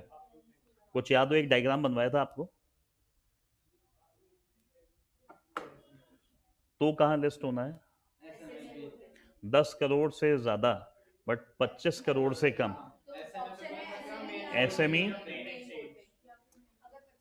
लेकिन अगर 25 से ज्यादा है तो ऑप्शन नहीं है, ऑप्शन नहीं है, आपको जाना ही मेन बोर्ड पे पड़ेगा। सर इसका, इस टॉपिक का मतलब क्या है? कंपनी छोटी है तो क्यों उसको मेन एक्सचेंज पे लेके जाना, वहां पे कंप्लायंसेस इतनी होगी, एसएमई पे कंप्लायंसेस कम होगी, तो कम कंप्लायंसेस वाली जगह जाने में ज्यादा फायदा। अच्छा समय के साथ जब आपकी कंपनी बड़ी हो जाए तो अपनी कंपनी को माइग्रेट कर लो from SME to main exchange. अब सेकंड कंडीशन वही लिखिए, चेक कर लो ये SEBI does not issue any observation on the offer document, lead manager ने ड्यू डिलिजेंस सर्टिफिकेट दिया है, 100% अंडर रिटर्न है, 100% अंडर रिटर्न है। मिनिमम एप्लीकेशन साइज कितना है? मिनिमम साइज 1 लाख रुपए का होगा, क्यों? क्योंकि यहाँ नंबर ऑफ अलॉटीज भी कम होते हैं। मे माइग्रेट टू मेन बोर्ड, क्या लिखा है? मतलब जो माइनॉरिटी स्टेक होल्डर आ रहे हैं ना, उनका मेजोरिटी माइग्रेट करना मतलब। अब यहाँ जनरली आपके हिसाब से एसआर का मतलब क्या होता है? 3 टाइम्स वाला, ये वो नहीं, या आप ये मान के 2/3 माइनॉरिटी का मेजोरिटी लेना है आपको। ये नीचे फिर वही कंडीशंस है, इनोवेटर ग्रोथ,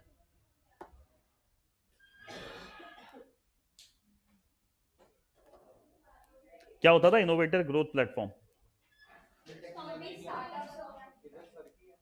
किधर? हाँ इसमें सर की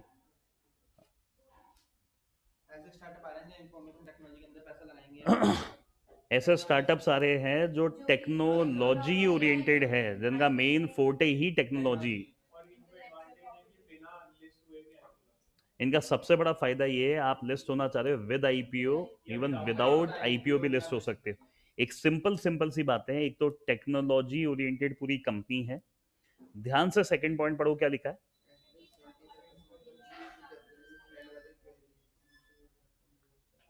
प्री इशू कैपिटल जो है ना, ये किनके हाथ में है?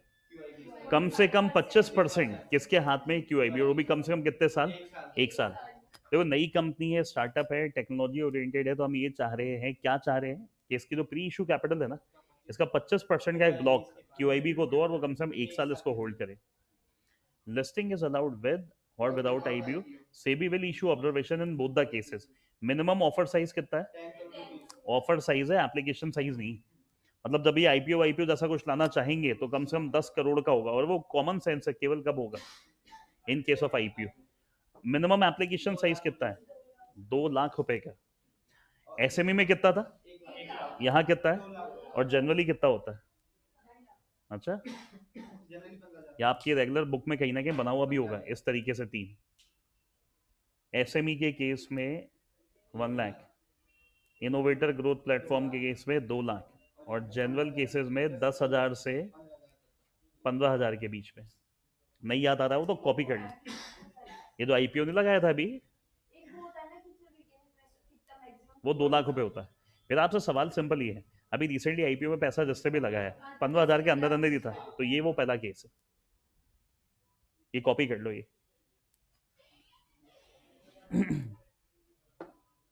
नंबर ऑफ अलॉटीज कितने होंगे? 50. मिनिमम ट्रेडिंग लॉट भी कितना है? 2 लाख का.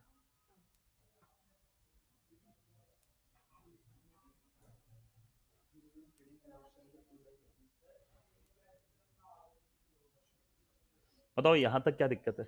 10,000 से 15,000. नुपुर को तो याद आ गया, वर्षा को याद आ गया. बोनस इशू सबको याद है, सबको याद है. ये वाली बात याद करो. इसमें ये वाला पॉइंट था सबसे मेन.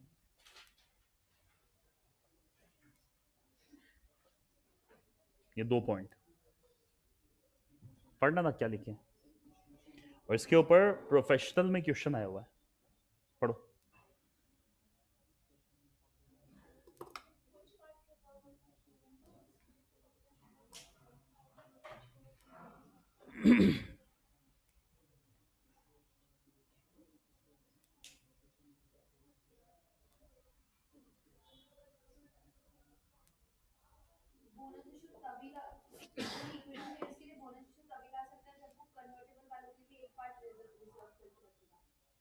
सामने देखना. एग्जिस्टिंग कैपिटल है 1 लाख, और कुछ कन्वर्जन होने वाले हैं फ्यूचर में, वो होने वाले हैं 50,000 के. नहीं समझे बात? एग्जिस्टिंग कैपिटल 1 लाख है, कन्वर्जन के बाद 50,000 की इक्विटी और आने वाली है. तो आज वाली इक्विटी तो कितनी है? ये कल बढ़ेगी कितनी? 50,000 की. और तो टोटल कितनी हो जाएगी कल? तो बोनस इशू में जो भी रेशो में निकालू, वो 1 लाख रुपए, 1 लाख शेयर को बेस बना के निकालना है या 1.5 लाख को? ये जो 50,000 कल भी आने वाले हैं ना, आप तो मान लो ये आएंगे, इनके लिए भी आपको पहले से क्या करना पड़ेगा? रिजर्वेशन. ये बात समझ में आ रही हो? अगर ये उस टाइम भी स्टार लगवाया था, उस टाइम भी कहा था काम का पॉइंट है ये. भैया आज नहीं तो कल, कल नहीं तो परसों आएंगे ना, और जब आएंगे ही तो ये भी मांगेंगे, और जब ये मांगेंगे तो इनका कोटा एक अलग से निकाल के रखो. जिस दिन ये कन्वर्ट हो जाए उस दिन इनके हाथ में इनके बोनस शेयर भी दे दो. तो आप एक बार एक सवाल आया, सर कन्वर्ट बाद में होंगे साले, आज तो डेट है, इक्विटी तो कल बनेंगे. बट आप सोचो, इन्होंने डेट इतने टाइम होल्ड भी तो करा है. होल्ड क्यों करा था? कि इक्विटी मिलेगी, इसके चलते ही रिजर्वेशन कर रहे हैं इनका. एक बार यहां तक चेक करके बताओ क्या दिक्कत आ रही है. बेटा सामने ध्यान लगाएं एक बार. ये कुछ एड ऑन टॉपिक्स थे जो अपन ने अलग से राइटिंग में एक शीट आपको दी थी. कुछ याद आ रही है ये बातें? आईपीओ ग्रेडिंग, अभी अपन ने बात करी थी आईपीओ ग्रेडिंग की. आईपीओ ग्रेडिंग लेना मैंडेटरी है, ऑप्शनल है? अगर आप लेते हो ना, तो आपको बतानी भी पड़ेगी. और किसको बतानी पड़ेगी? देने वाली एजेंसी क्रेडिट रेटिंग वो आपको देगी, और आपको आईपीओ के साथ बतानी पड़ेगी. अब इसमें एक प्रोसीजर है जो जनरली आपके मॉड्यूल में नहीं दे रखा. ध्यान से देखो क्या लिखा है. रिक्वायर्ड इंफॉर्मेशन किससे लेनी है? कंपनी से लेनी है. उसके बेसिस पे एनालिटिकल असेसमेंट रिपोर्ट बनानी है. ये बना कौन रहा है? Rating agency. एक एनालिटिकल असेसमेंट मतलब जो इन्फॉर्मेशन आपने मुझे दी, उसके बेसिस पे हमने एनालाइज क्या करा. रिपोर्ट सबमिट होगी senior management of the concern rating. करने गए होंगी रेटिंग एजेंसी के लोग काम करने, उन्होंने रिपोर्ट बनाई और सबसे पहले रेटिंग एजेंसी के सीनियर को दी. Rating agency will assign the grading and communicate the same to the company along with the rational, मतलब रीजन या बेसिस. डन है ये चीज। फेस वैल्यू अगर याद हो कितनी होती है? एक केस में तो 10 होती है।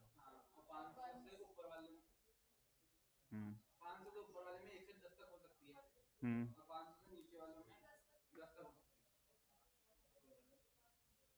टाटा टेक्नोलॉजी की कितनी है? कितने का शेयर था टाटा टेक्नोलॉजी का? 500 का। ऑनलाइन किसी को याद आ रहा हो तो बताओ, ये नीचे लिखा है ये रहा, चेक करो।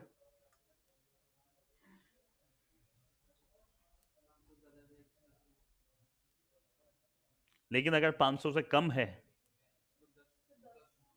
उस टाइम भी याद करना कुछ इशू चला था। आपने फेस वैल्यू एक दो आईपीओ की निकाल के मुझसे सवाल पूछा था। फिर नीचे अपन ने पढ़ा भी था किसी केस में ये फेस वैल्यू वाले प्रोविजन एप्लीकेबल नहीं होते, और जब प्रोस्पेक्टस निकाला था तो वो वही कंपनीज थी, वो अपने हिसाब से भी फेस वैल्यू रख सकती थी। तो जनरल आप याद कर लो, अगर 500 से कम है, 500 से कम है तो फेस वैल्यू फिक्स है कि कितनी होगी? 10 होगी।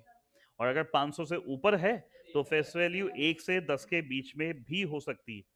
अब इसकी इशू प्राइस है 500, 500 या 500 से ज्यादा, और इसकी फेस वैल्यू 2 रुपए है टाटा टेक्नोलॉजी की। बात समझ में आ रही है?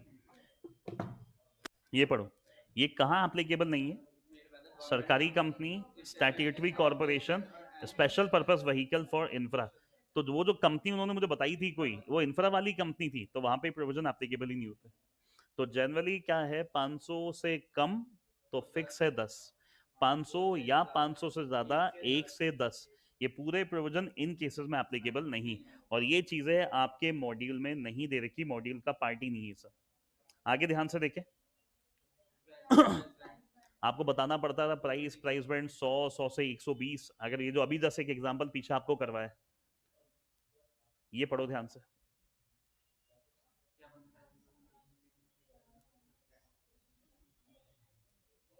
क्या लिखा है ये? और ये अमेंडमेंट था ये। कन्वर्टेबल डेट इंस्ट्रूमेंट है, हमने वो इशू करा। हम तो मान लो आईपीओ ही कन्वर्टेबल डेट का लाए, ला सकते हैं, कोई ऑप्शन नहीं है। वहां पे भी 100 से 120 ही होगा, लेकिन एक चीज फिक्स है।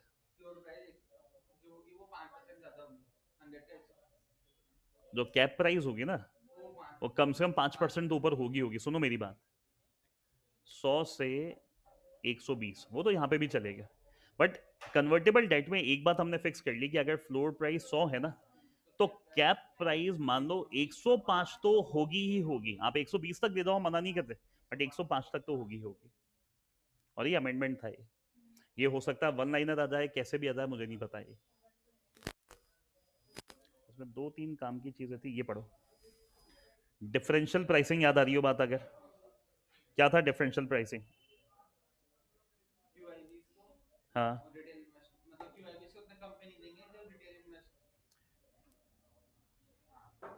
बताओ क्या चीज है? रिटेल इंडिविजुअल इन्वेस्टर या रिटेल इंडिविजुअल शेयर होल्डर या एम्प्लॉय, जो कंपनी के अंदर वाले एम्प्लॉय है, इनको अगर आप आईपीओ में शेयर देना चाह रहे हो, आप दे सकते हो। 10% डिस्काउंट पे दे सकते हो, 10%। At which the net offer is made to other category of applicant other than anchor investor. आपको एक बात याद होनी चाहिए, एंकर इन्वेस्टर को दूसरी कैटेगरी से कम पे नहीं होगा। मान लेता हूं अदर कैटेगरीज को मैंने 100 पे दिया है, तो एंकर इन्वेस्टर को 100 से कम पे तो नहीं होगा, 100 या 100 से ऊपर ही होगा। फिर याद कर लो, एम्प्लॉय को डिफरेंशियल प्राइसिंग का मतलब उनसे कम चार्ज करना। 100 की जगह मैं चाहूँ तो 90 चार्ज कर सकता हूँ। इसे डिस्काउंट कहेंगे? इसे क्या कहेंगे? डिस्काउंट दिया है तो आपने इनसे प्रीमियम कम चार्ज करा है। याद आ रही है ये चीज? ये वही है, ये वही है, ये भी 10 ही है। मिनिमम ऑफर टू पब्लिक, ये वो टेबल वो 1600 करोड़ वाली, कुछ याद आ रही हो बात? अगर एक minute, at least 25% of each class or kind of shares or debenture convertible into equity share issued by company if the post issue capital of company calculated at offer price is less than or equal to 1600 crore. मतलब 1600 करोड़ से कम है तो 25%। ये आपके जब आप lesson 2 SEBI या एससीआरए वाला करा है, ये वहां पे भी सेम टॉपिक दे रखा है आपके कंटिन्यूस लिस्टिंग के नाम से। कुछ बात याद हो, 25%, 25, फिर एक केस में 10 था। 10 को भी आपको आने वाले 3 सालों में करना 25 ही पड़ेगा। रीजन पता है क्या है? आज नहीं तो कल, कल नहीं तो परसों आपको एवरेज बेसिस पे पब्लिक शेयर होल्डिंग करनी तो कितनी पड़ेगी? 25 ही करनी पड़ेगी। वही है, ये काम की बात याद करो क्या था ये? रिजर्वेशन ऑन कॉम्पिटिटिव बेसिस क्या था ये? एग्रीगेट रिजर्वेशन करा एम्प्लॉयज के लिए, कितना कर सकते हो एग्रीगेट रिजर्वेशन? और वो एक एम्प्लॉय कितने का ले सकता है? लेकिन अगर कोई एम्प्लॉय नहीं लेना चाहे तो क्या होगा? 2 लाख रुपए को बढ़ा के आप कितना कर सकते हो? आप सब मेरे एम्प्लॉय थे, आपके लिए 5% शेयर मैंने रिजर्व करे और हर एम्प्लॉय 2 लाख रुपए के शेयर ले सकता है। बट किसी केस में अगर कोई एम्प्लॉय शेयर नहीं लेना चाह रहा तो उस केस में आप किसी एक सिंगल एम्प्लॉय का 2 लाख से बढ़ा के कितना कर सकते हो? जनरली आपकी मैक्सिमम लिमिट कितनी है? बट अगर एम्प्लॉय कैटेगरी अंडर सब्सक्राइब्ड है तो आप एम्प्लॉय का कोटा 2 लाख से बढ़ा के कितना कर सकते हो? 5 लाख।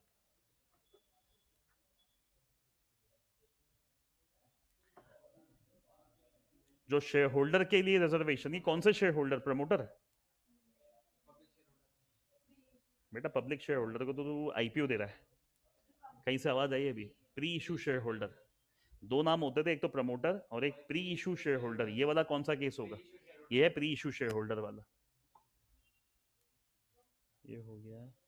अच्छा, किसी पर्टिकुलर कैटेगरी में रिजर्वेशन करा, वो कैटेगरी अंडर सब्सक्राइब रह गई, तो पहले तो मैंने उसी कैटेगरी में पूछ लिया। अगर वो नहीं लेते तो अपन अदर कैटेगरीज पे स्पिल ओवर कर सकते। ये टोन याद आ रही हो? मैंने इन लोगों के लिए कोई शेयर रिजर्व करे बट इन लोगों ने लेने से मना कर लिया, तो आप अदर कैटेगरी, रिजर्व कैटेगरीज के ऊपर स्पिल ओवर कर लो। स्पिल ओवर करना मतलब ट्रांसफर करना वहां पे। मॉनिटरिंग एजेंसी वाली वही बात है। ओपनिंग ऑफ इशू अभी किया ही है, मिनिमम सब्सक्रिप्शन वही है, पीरियड ऑफ सब्सक्रिप्शन वही 10 और 3 working days, application minimum value ये रहा, ये 10,000 से 15,000 जो अभी जस्ट आपको बताइए बात। अलॉटमेंट प्रोसीजर,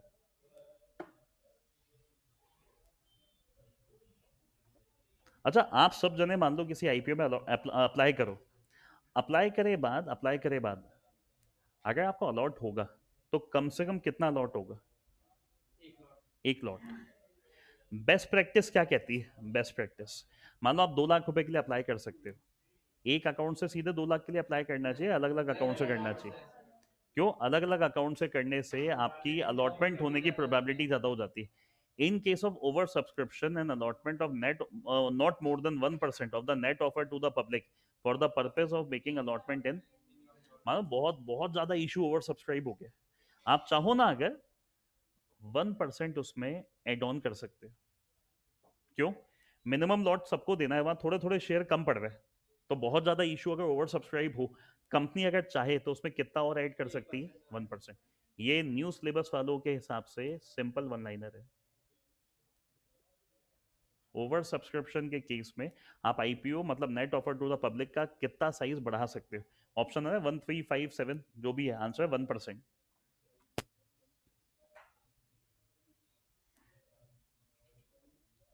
एग्जिट अपॉर्चुनिटी, शायद 5 टॉपिक पीछे अपन ने टिक करे थे, ये छठा टॉपिक है।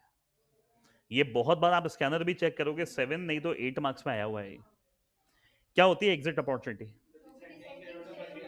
जो डिसेंटिंग शेयर होल्डर है, जो सोच के उन्होंने पैसा लगाया था ना, आप आगे जाके ऑब्जेक्ट चेंज कर रहे हो आईपीओ में और वो उस चेंज से फेवर में नहीं है।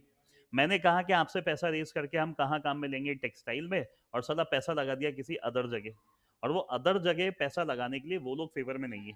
तो जो लोग फेवर में नहीं है उन्हें नाम दे दो डिसेंटिंग शेयर होल्डर, और उनके एक ऑप्शन दे दो, आप exit low and get out of the issue, अपना पैसा लो और पैसा लेके चलते बनो। देखो ये लिखा है ये, एक मिनट, ये रहा। याद करो ये पॉइंट्स क्या थे? If the proposal of change in object or variation in the terms of contract referred in the offer document is,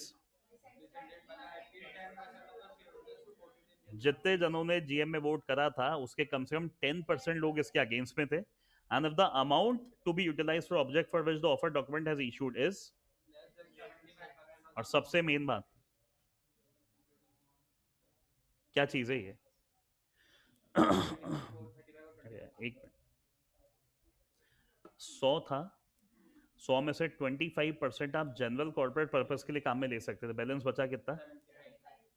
यहां पे हम पता क्या कह रहे हैं, इशू में अगर आपने कितना रेज करा है 100, 100 का निकालो कितना, कितना आया?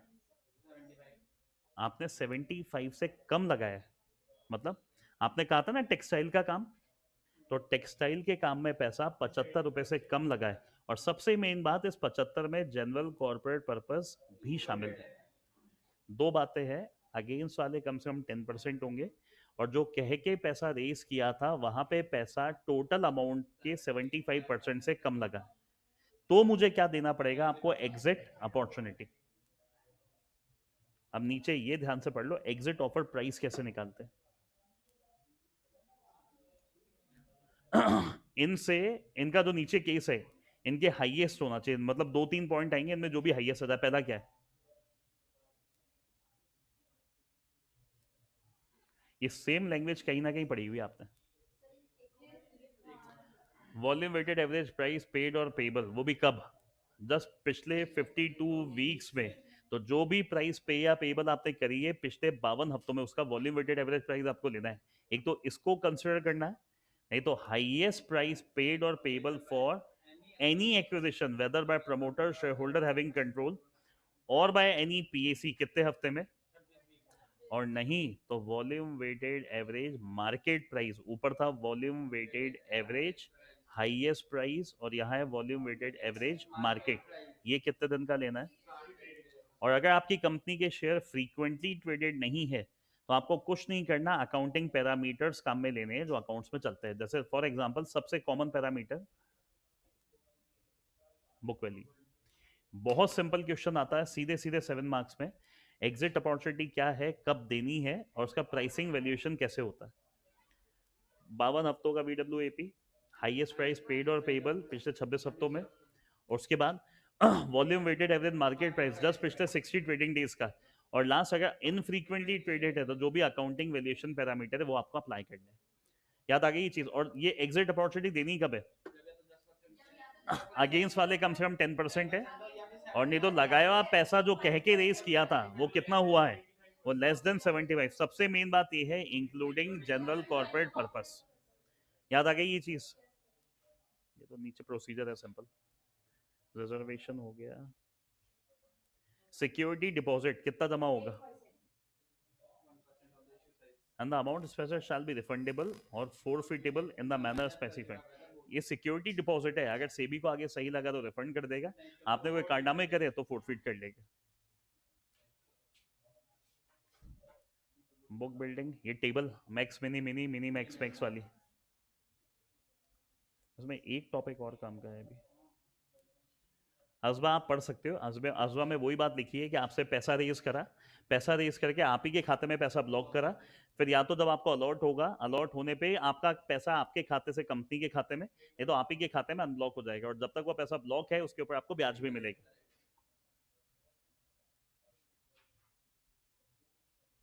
यूपीआई कितने? हाँ, कहाँ पे? एक मिनट। ये तो बेटा वो बैंक्स होते हैं जो ये सुविधा देते हैं, वो बैंक्स जो अजबा की सुविधा देते हैं वो सेल्फ सर्टिफाइड सिंडिकेट बैंक्स होते हैं। कितने लिखा है? 6 लिखा है ना ऊपर मैंने, या 7 इंपॉर्टेंट करवाए? ये 7th है यूपीआई। ये ओल्ड सिलेबस वालों के हिसाब से ज्यादा काम का है। ओल्ड सिलेबस पे पार्ट बी में सीधे सीधे यूपीआई के थ्रू आप आईपीओ में अप्लाई कर सकते हो, केवल ये समझाना है। आज आप यूपीआई आप काम में लेते हो, पेटीएम और ये सब आपने देखा, पेटीएम में आईपीओ का ऑप्शन भी आता है।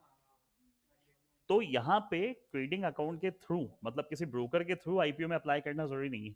इवन अगर आपके पास कोई एप्स है जिसपे यूपीआई सुविधा है, यूनिफाइड पेमेंट इंटरफेस, आप उसके थ्रू भी आईपीओ में अप्लाई कर सकते हो। ये प्योरली याद करने वाला टॉपिक है, बट ये 100% एग्जाम ओरिएंटेड है ओल्ड सिलेबस के हिसाब से। ये फोकट में 3 नंबर का शॉर्ट नोट आ जाता है यूपीआई। अब आप सब जने जानते हो यूपीआई क्या होता है, बट आप मौके पे 3 नंबर में नहीं लिख पाओगे। तो न्यू तो नहीं, मेरे हिसाब से ओल्ड वालों को इसको याद तो करना ही पड़ेगा, कोई ऑप्शन नहीं है।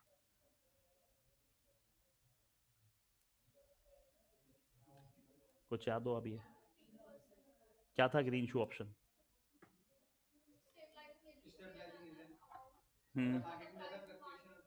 एग्जाम्पल याद आ रहा है? आईपीओ कितने का है? 100 का। बढ़ा कितना दिया? कितना कर दिया? 115 का पैसा रेस करा। 100 अमाउंट तो हमने दे दिया किसको? कंपनी को। और 15 किसको दे दिया? अब स्टेबलाइजिंग एजेंट का काम क्या है? वो जो एक्स्ट्रा शेयर्स बाजार में गए हैं ना, उसको मार्केट से बाय करना है। अब याद करो क्या 3 ऑप्शन थे? या तो 15 के 15 बाय हो गए, 15 में से मान लो एग्जाम्पल से 10 ही बाय हुए, या 15 के 15 ही बाय नहीं हुए। ये तो होता ही होता है। ये थोड़े अनफेवरेबल केसेस है जिनकी प्रोबेबिलिटी कम है। अच्छा, अगर 15 में 10 हमने बाय कर लिए, 5 नहीं बाय हो पाए, कंपनी को नए 5 शेयर देने पड़ेंगे स्टेबलाइजिंग एजेंट को। फिर वो देगा उनको जिनसे लिए थे, मान लो प्रमोटर को। तो इशू का साइज क्या हो गया? 100 था, 115 हुआ, 15 तो मुझे वापस लाके इशू 100 तक ही रखना था, बट ये बढ़ के कितना हो गया? अगर 15 के 15 ही बाय नहीं हुए तो इशू का साइज क्या हो जाएगा? इशू का साइज हो जाएगा 115। चाहना 100 का ही था, स्टेबल रखने के चक्कर में 15 ज्यादा दिए, 15 के 15 ही बाई नहीं हो पाए ना, तो अननेसेसरी आपका आईपीओ का साइज भी कितना हो जाएगा? अब ये करने में हमारा कोई प्रॉफिट मोटिव नहीं है, लेकिन अगर कोई प्रॉफिट हो जाए तो अपना जो भी कमीशन वमीशन चार्ज है स्टेबलाइजिंग एजेंट का, वो करके बैलेंस अमाउंट कहाँ ट्रांसफर कर दो। और आपको अकाउंट भी खुलवाने होते थे ग्रीन शू, किस नाम से? जीएसओ डीमेट अकाउंट और जीएसओ बैंक अकाउंट, उसके थ्रू ये काम होता था। ये पूरा एग्जाम्पल था इसके नीचे, जो एग्जाम्पल ये अपन ने अभी यहाँ समझा। यहां तक क्या दिक्कत आई बताओ? यहां तक कोई भी इशू हो तो बताएं। सब कुछ क्लियर है? आज का एक सिंपल सा काम दे रहा हूं, घर जाके इसकी स्कैनर हाथों हाथ एक बार रीड कर लो। अच्छा, स्कैनर करते वक्त अगर 1% का भी कोई लिमिट विमिट का कंफ्यूजन हो ना, प्रेफर वही करना जो अपन ने करी। अपनी होशियारी मत दिखाना सर वहां ये लिखी है, अगर वहां ये लिखी है तो उसको चेंज कर लो। जैसे आप कभी क्वेश्चन भी कर रहे हो, कल बच्चों ने सवाल पूछा सर हमने दिस डिवाइड बाय दिस करा, तो कैलकुलेटर पे तो आंसर ये आ रहा है, स्कैनर में ये लिखा है। तो स्कैनर वाला माने या क्या माने? अरे जब this divide by this calculator पे सही आ रहा है तो आपको मानना क्या पड़ेगा? वहां अपडेट कर देना आंसर को। फिर भी दिक्कत आ रही है क्वेश्चन मुझे व्हाट्सअप कर दें, अपन देख लेंगे जो भी है। ठीक है ना? बाकी देखते हैं फिर नेक्स्ट क्लास में, मोस्ट प्रोबेबली परसों सैटरडे को कंपनी लॉ का करवाऊंगा, बाकी अपडेट पे आपको शाम या कल तक कर दूंगा। चले।